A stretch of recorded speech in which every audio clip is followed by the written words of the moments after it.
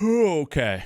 So I guess we'll start over again. But again, this video is called What is Star Citizen Explained? Should you buy in 2022? Like, what is Star Citizen Explained is one thing, but should you buy it is definitely a question that, I certainly have my opinions about. So let's see what SpaceTomato has to say about this. Planets, space stations, professions, cities, shipwrecks.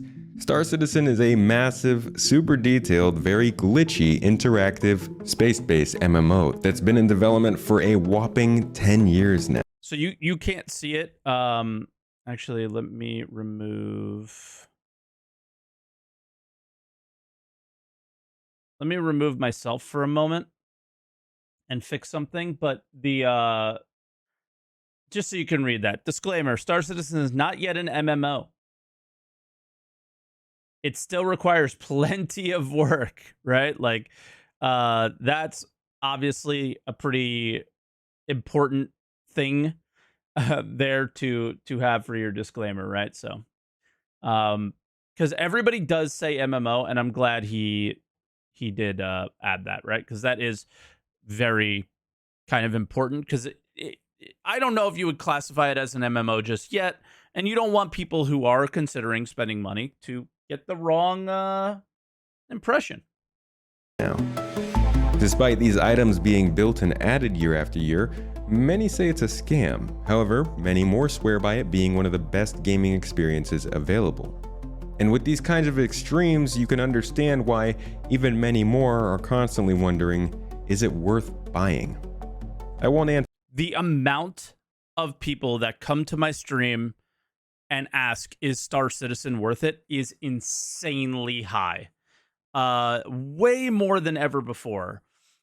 And I would imagine my response is different than Tomatoes, but let's that see. For you, but I'm going to try and give you all the info you might need to know exactly what this game is right now and where it's headed.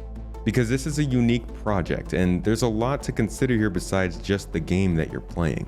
So I hope by the I think the issue about where it's going is we've all thought we knew where it was going many, many times. And none of us thought it would be where it is today. End of this video, you can answer for yourself, is it worth buying? Thank you for coming to my Tomato Talk. But I like the premise of the video, because let me give you the information and let you decide if it's worth buying. I'm not going to tell you whether or not it's worth buying. I can't, like, anytime anybody comes to the channel and asks, is this worth buying? I can't answer that question, because I can't answer whether or not it's worth it for your money, right? It's only something you can decide yourself. Look at this planet. This is Microtech, the furthest planet from the star in our first system. Planets are a pretty normal thing in space games at this point, but a closer look shows some pretty interesting details here. You'll find outposts that you can deliver goods to, host meetups at, and smuggle drugs from, or caves that you can explore and investigate, fight, and loot in. A river, currently the only one in the game as a test, acting as a fun spot for meetups and races. Shipwrecks, both new and old, housing opportunities for platforming, looting, and exploration. Several biomes with geology dictated by a range of dynamic humidity and temperature readings that span the whole globe. And of course, each of these planets have their own selection of natural and artificial satellites and space-based points of interest. And of course, on top of that, each of these moons have their own biomes, atmospheric compositions, and points of interest of their own. Keep bringing it. The thing that drives me nuts is that, like, these are very often the features of Star Citizen that everybody touts are so amazing. But in the end, and I'm sure this will be a theme of what I say, not a single thing in the game drives players to do anything in the world. And if you're looking for a game like that, I'm not 100% sure. I know for sure the game isn't for you today, and I don't know if it'll ever be for you. And that's my biggest concern with the game, is wow, it looks amazing. Wow, there's so many cool places to go. Wow, there's a river, like all these things. But why? There's lots of wow, there's lots of what is in Star Citizen, but there's not lots of why would I want to play it. Let's not get too distracted by all of that. The most important part of each planet is the landing zone. Each landing zone is a large city owned by either a government entity, a group of people, or in this case, a company. It should be at some point. On our planet here, Microtech, the company who named the planet after themselves, maintains a clean, high-tech, and honestly pretty hipster vibe, with chic lounges, juice bars, yoga areas, and that one club you got dragged to and always regretted. These cities host hospitals where you'll be able to find and pick up medical supplies, ship stores to purchase and rent ships from, mission givers to get new tasks, and other things for you to experience. The detail here is even higher than that mission giver that was shown there still is not in the game. The rest of the planet, despite being very far from game ready and lacking some pretty basic things, is indicative of the slow and sometimes annoying but detailed manner in which the company is building this game. Because make no mistake, this game is still being built in major ways, and it's going to take much longer to reach a polished level like a gamer might expect. See, if you start to follow Star Citizen, you'll come across various channels like my own that cover the development of the game. This is because the company is very open about what they're doing at any given time to build it. Players are able to use tons of resources to keep up. Weekly previews almost the entire year running on YouTube. Hour-long dev interviews every Friday streamed on Twitch. A full Gantt-style roadmap of ongoing work. Monthly reports published at the beginning of every month explaining what the previous month's work. This is what Star Citizen is. This. Consisted of throughout all the teams. And opportunities to chat, meet with, and hang out with the developers and company staff. There are plenty of ways to understand the development and to see the extent by which the engineering team has pushed to try to make the game possible. And right now is an interesting time. 2023 will be a pretty big sign of their possible success, but I've made a whole other video explaining that for you down below.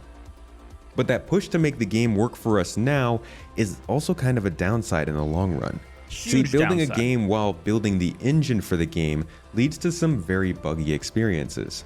There are tons of bugs on full display here that will ruin your experience at times, despite us being 10 years into development. Now, I know I've already said that, but trust me, I'm just preempting the YouTube comments. The engine... I mean, I'm glad he said that, right? Because that is the biggest flaw of Star Citizen's development, is the idea that they could make the current in development game playable. And then this is where you get all of the people who are, people like me too, who are just like, dude, it's decent enough. Can we make it a little bit more fun? And then continue on with development thing. Like, that's kind of how I feel about a lot of things. I'm constantly looking for what makes me want to play the game. Well, nothing. And there's reasons why there's nothing. It's because they're still making it. But the reason why it's taking so long is because they're trying to make it playable while making it. It's pretty dumb, but it would normally be considered really dumb, I should say. But it's really worked out for Star Citizen in terms of funding and everything, and people do get good experiences out of the game. They've been building is still not done. While there are some major aspects coming together in the current updates, something that has already begun to increase performance for some players, it will still be a buggy and incomplete mess for the foreseeable future, as alphas tend to be kind of buggy and incomplete. But this super long and buggy dev process and the studio's openness to and funding from the community are intertwined. While it certainly slows the development of the game, the company has always opted to maintain that playable version of what they're working on at all times. Much like if Bethesda were to make Elder Scrolls 6 playable for us from now until release.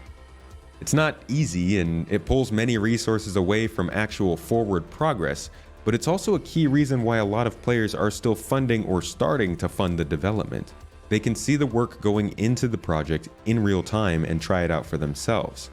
is an almost unheard of opportunity for the company to QA test the game with hundreds of thousands of players at every design stage to try and balance it and improve features as we go. And this does happen. Features can be sometimes tweaked based on player feedback, and focused testing is a monthly occurrence for backers. Though not every bug is fixed and not everyone gets to test what they'd like. And not only does this close relationship help to keep the community alive and caring about the project, it builds a very passionate environment and what some would call the nicest gaming community they've been a part of. Until you're a content creator. Or until, I don't know, until you are at all critical about the project, then they're not the nicest community in the world. So don't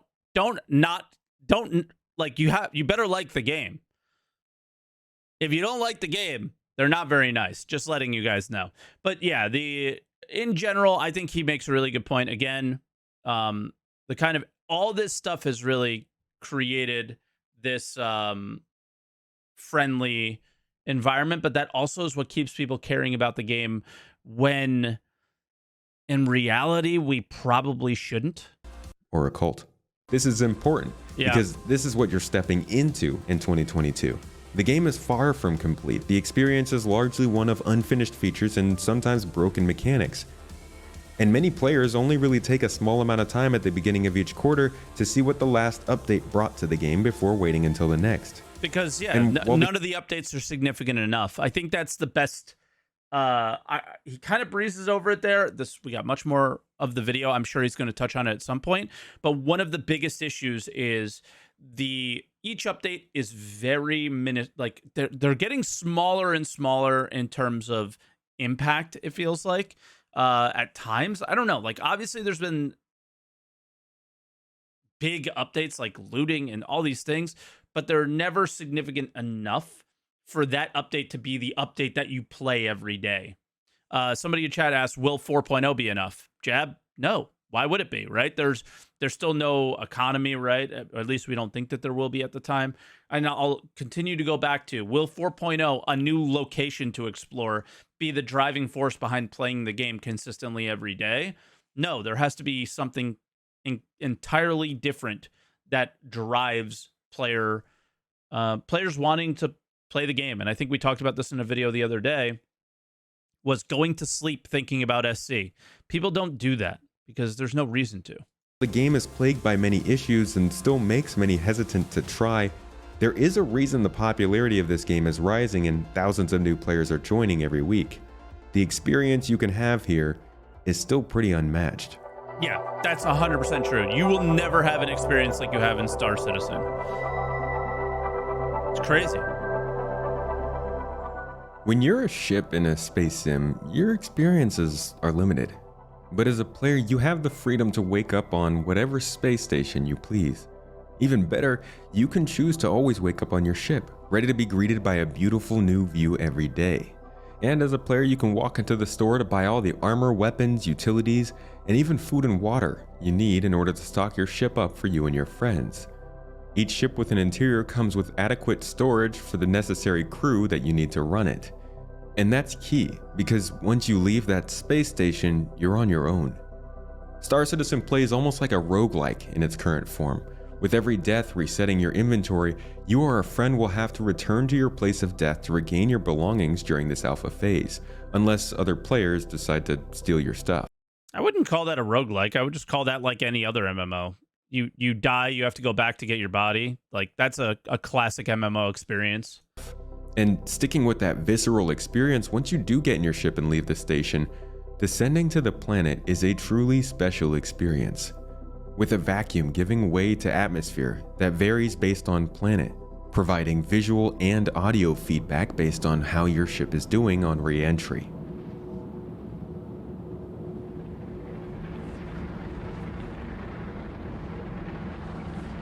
Player activities and professions. I'm looking forward to getting to that guarantees a section. unique experience every time, from dense impenetrable fogs to melting ice flakes on your windshield.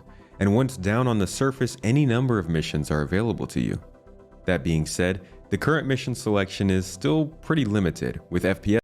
Yeah, completely repetitive. And then, again, there's not that driving repetitive nature and doing things in MMOs over and over again is a thing, and MMOs are still incredibly popular. The problem with Star Citizen is there's no driving force behind that repetitiveness. The missions can be repetitive, that's okay, but there's no driving force behind doing them, really. And I guess I should explain that a little bit more. Many people buy upgraded ships with their money, and then that's a form of progression in the game. That's really the only form of progression in the game currently. There's very little reputation progressions, which is essentially just watching a bar go up, but there's really no major reward at the end. Unfortunately, the rewards for reputation are new, basically the same version of the, kind of a different experience with missions, but they're basically the same, or a little bit extra money for each mission that you do, but there's no actual reward. So MMO players that are out there, or anybody, you do a mission chain. At the end of it, you expect, maybe like a little bit of a story, and then at the end, a reward. That reward could be like a rare item or an upgrade to your ship or something like that. That does not exist in this game at the time of recording of this video. And that's my biggest issue with it currently. I've had many issues over time. I thought looting would be something that would really drive me, and it does more than ever. So I play the game more than I ever have because of looting. But again, there's not that driving force even behind looting very much, because most of the items are the same. There's no like really amazing item that you would want, right? Because it's so much better. There's none of that. Yes, missions being the main option. However, you'll be met with investigations, deliveries, and recovery missions as well. Most players will have something to do when it comes to missions. However, like other parts of this game, they tend to break. And after reaching our destination down on the planet's surface near this cave, where we've got some buddies down below ready to do some cave mining with us, let's actually take this moment to make a trip to another planet. So let's hop into our other friend's ship and take off from there.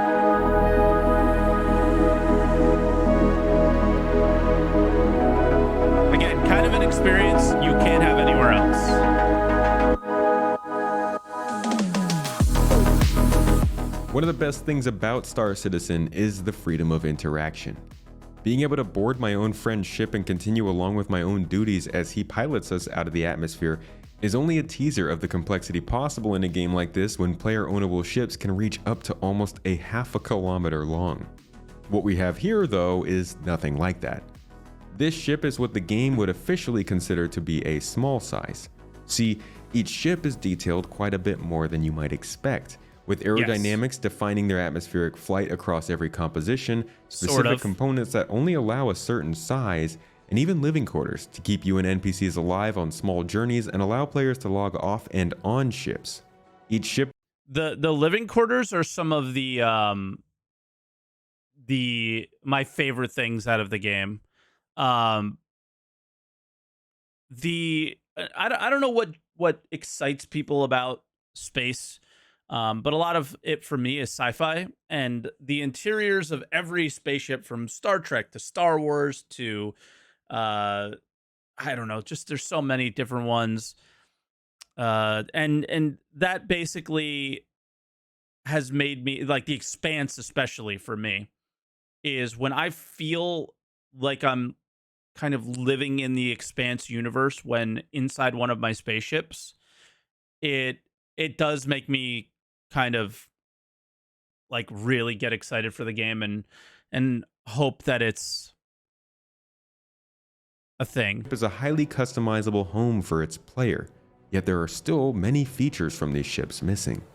And this one we're in here isn't exactly made for long voyages. See, both the ship size and the type matters when you're considering which ship you might want to get and use for a certain thing.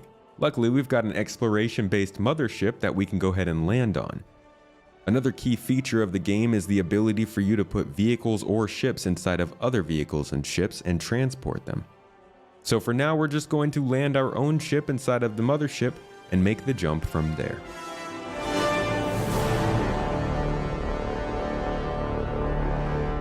It's not an insignificant thing, what he just did. It's pretty cool.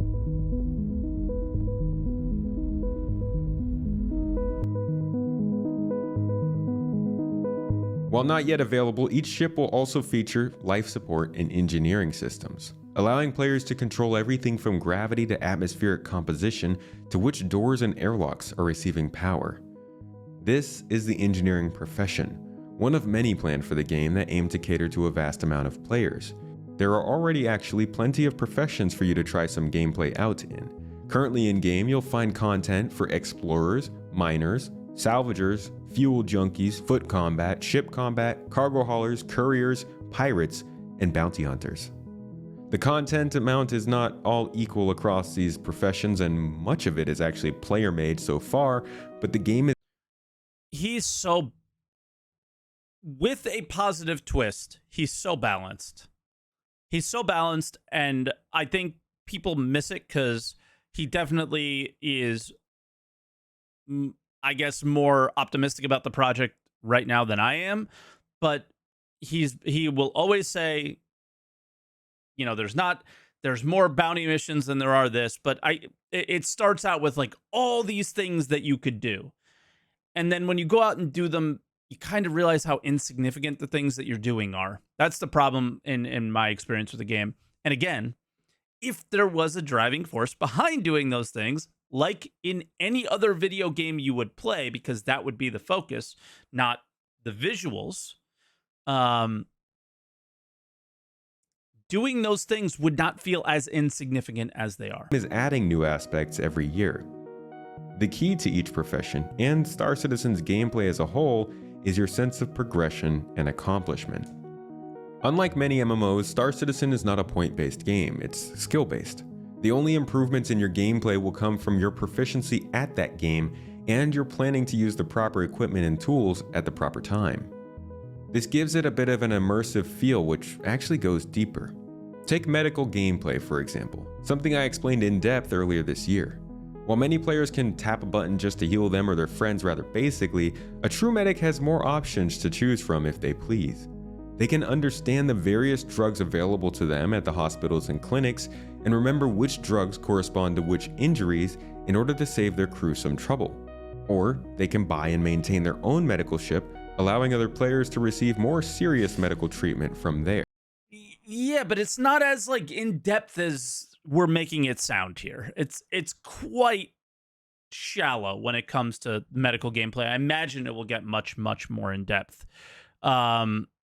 But and that's not true. Like somebody saying all you ever need is a red pen. That's not true, because the yellow pen and the purple pen are really helpful for certain types of injuries that you get very often. You could pre-use them, having the Cutlass Red around to heal the tier 3 injuries that you might get quite regularly are useful. Getting tier 3 injuries in your head is not very fun, right? So there's plenty there that, like, there is depth to it. It's not as depth.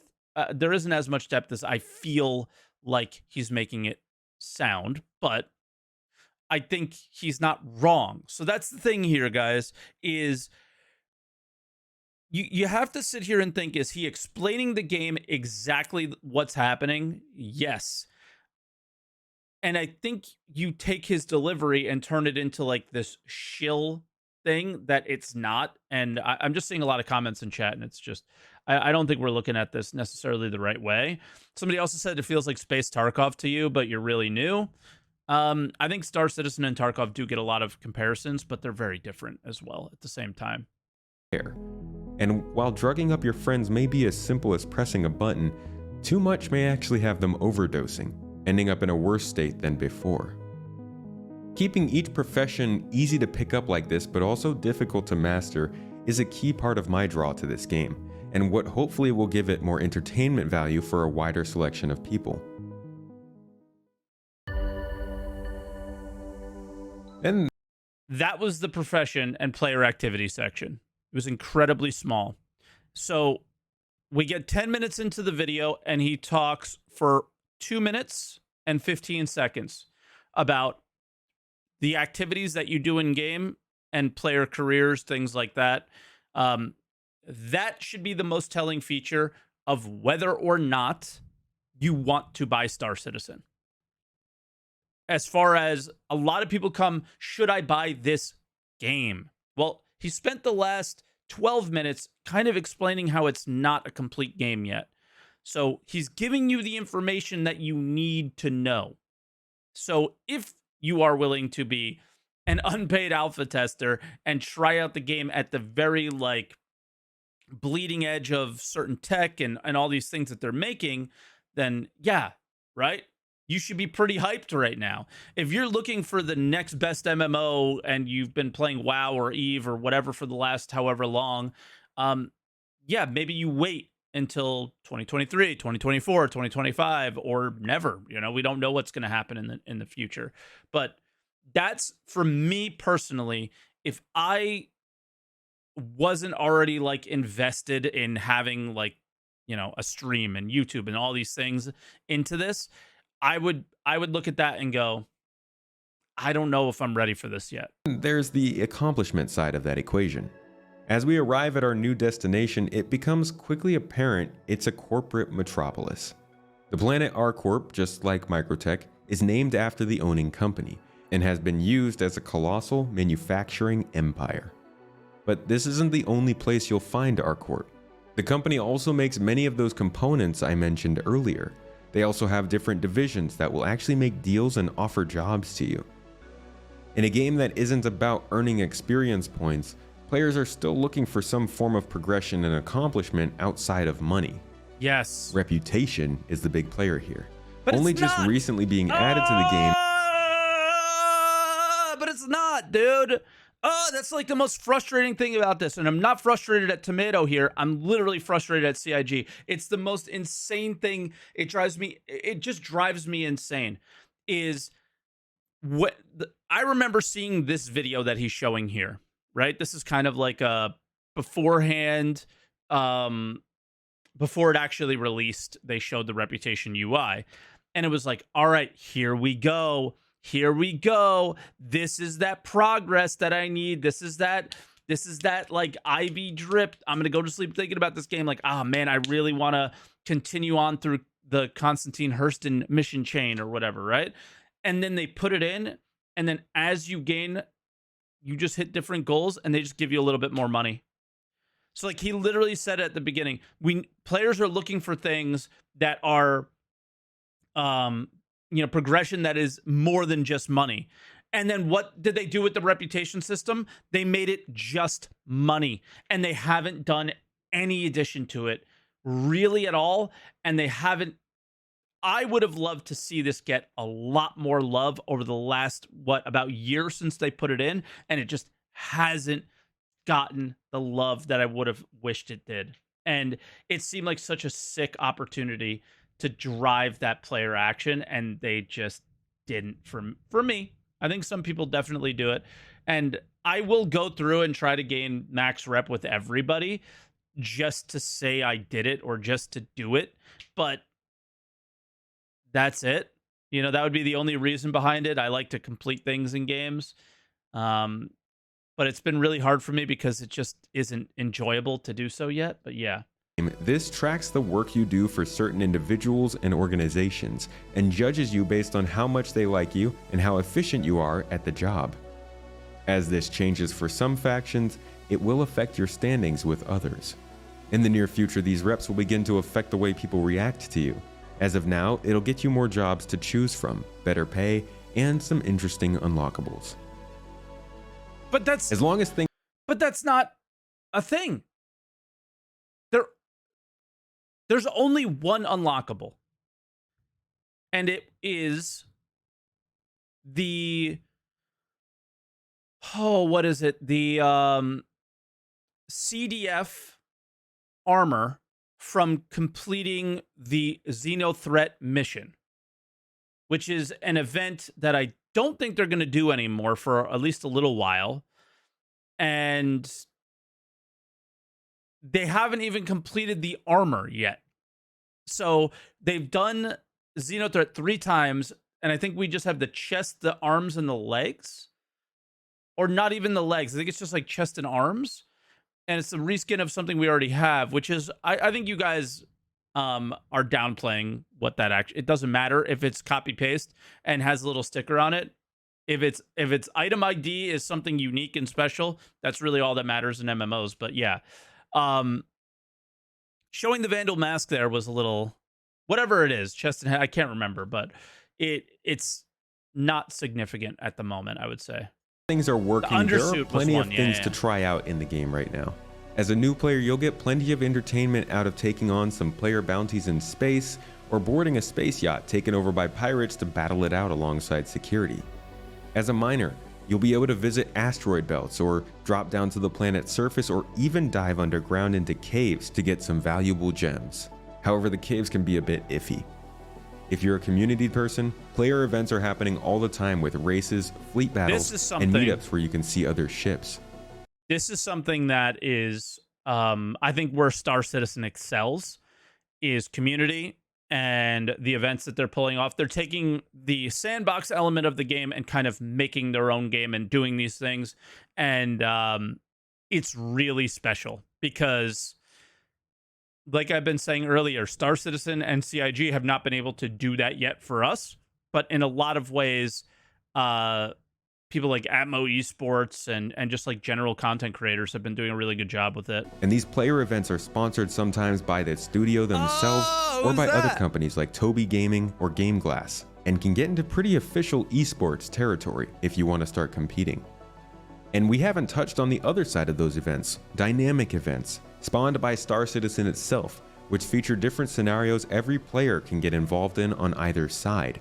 Running through blockades on space stations, battling back a local terrorist cell, or invading a free-for-all drug lab to confiscate the high-value goodies inside. Am I just a negative Nancy, though? I am in a lot of ways, but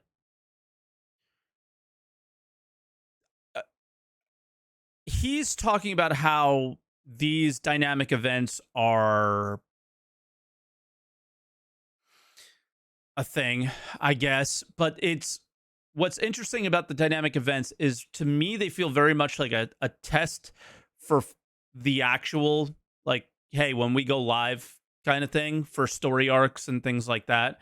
And that these current stories, which we've now relived many times, so they don't feel significant anymore, are kind of becoming a problem to me. Is that like the Xeno threat, the pushback, the pirates or something like that?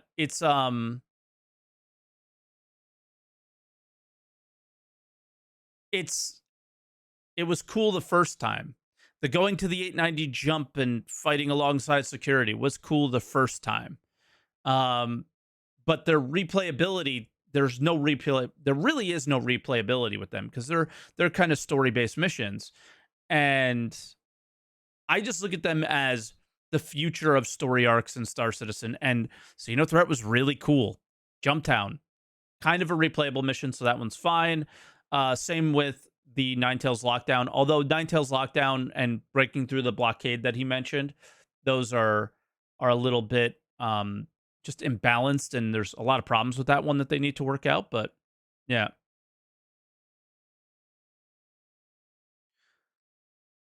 And we'll see.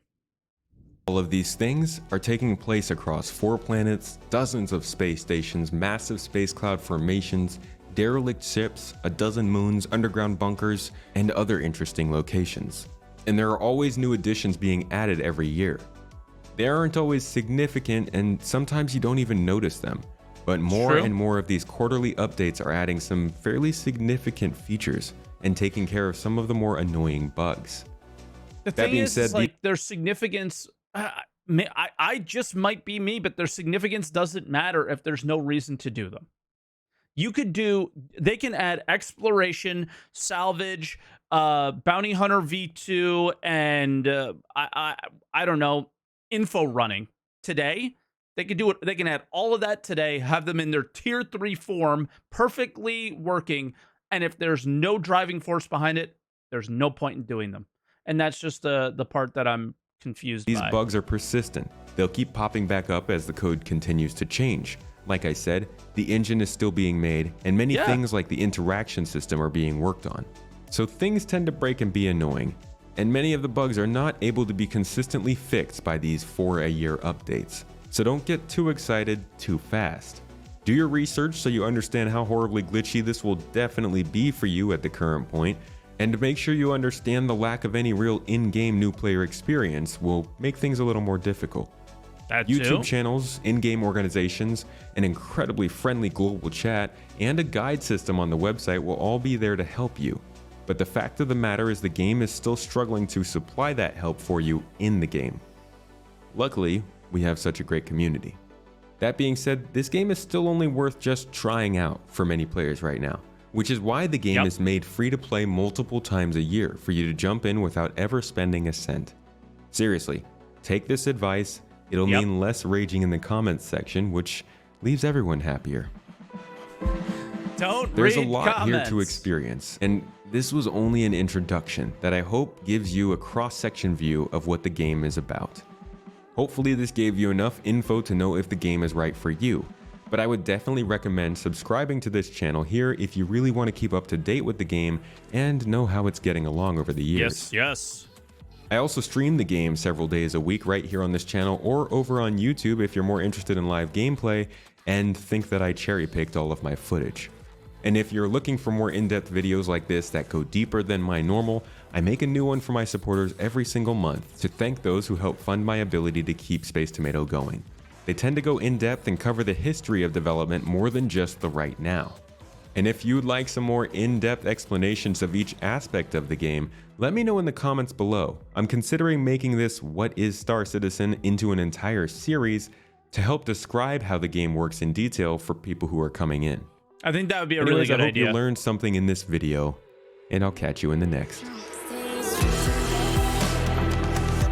So, in conclusion, I think this was a very balanced video. I think he gets the point of, and I think he hit the point of what he was trying to do.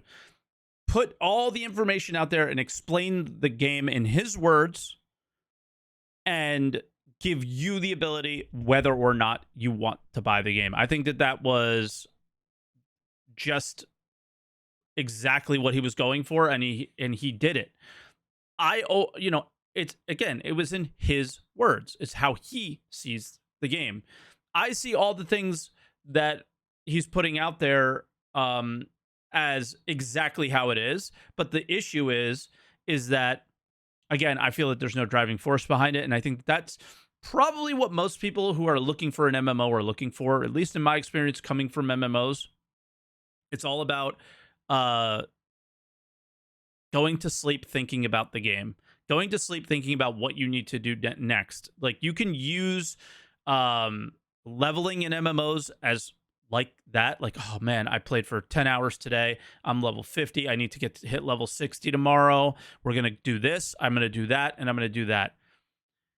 Star Citizen has to create that still without having skills, right? So the reputation system is really all we have, and that's why I'm so disappointed in it. That's why I got so upset, is because all we have left is the reputation system to drive that feeling for me, because that's the feeling that I want. I am definitely different than many people out there.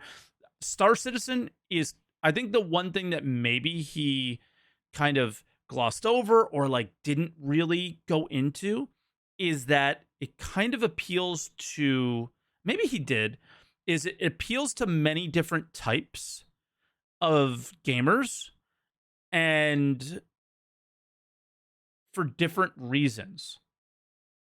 So I may want that like real grindy skill based kind of game, and then you may want this really casual exploration game, or I just want to go mining, right? It was a long video. We talked a lot. And I think that that is something that's kind of special about it. And yeah, so thank you, SpaceTomato. Again, I thought that was a really good video. I think it's going to do really well for you. And he's going to get a lot of referrals from this one. That's for sure.